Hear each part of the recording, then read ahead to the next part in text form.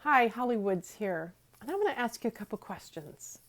So, most of us talk about wanting a life that's different than the one we have now. We maybe want more meaning or fulfillment or joy or happiness or better friends or more abundance or a new car or more travel, whatever your version of your deepest desires is.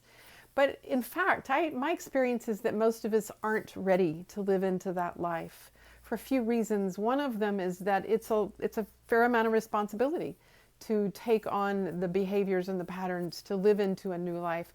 But even more importantly, we're actually afraid of giving up the identity of who we are right now, right here, in these choices that we make, because we'd have to let go of some things that we're attached to.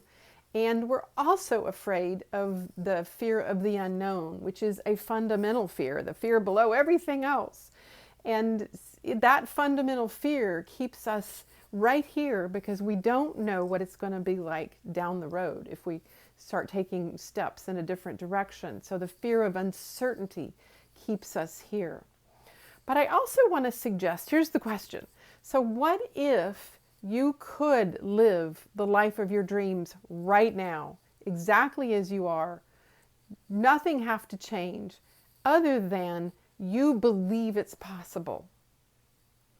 Now, what would that be like? To imagine having the life of your dreams right now in this moment.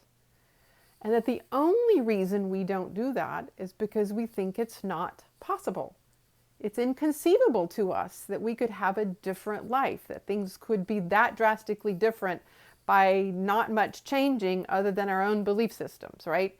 So the only thing that keeps us from doing that, from living into that life, if it's all about our belief system, is the limiting beliefs that we carry. And I know this is probably not new to most of you, that we all have these limiting beliefs. Either we're not enough, or I'm not worthy enough, I don't have value, I'm not ready, whatever your version of limiting beliefs is. Well, I want to also suggest to you that these limiting beliefs are the flip side of your purpose. So this purposeful life that we're all trying to live, the limiting beliefs are parallel to the purpose. So that there is perfection in how we are limited by ourselves and also attempting to move forward at the same time. I know that's kind of crazy to think about, but what if it were true?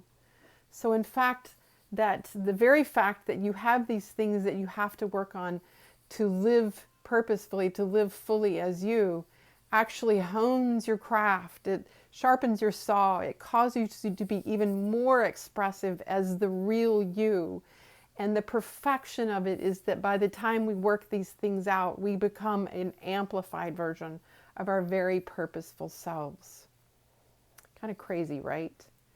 So what if, in fact, we could make sense of all of that in your life, and you could begin to see that you really are living on purpose and that you are on the right path?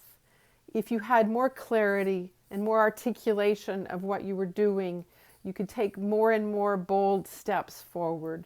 Most of the people I work with actually are able to take more bold steps forward as they see the perfection of what's going on in their life. How about you? You ready for that?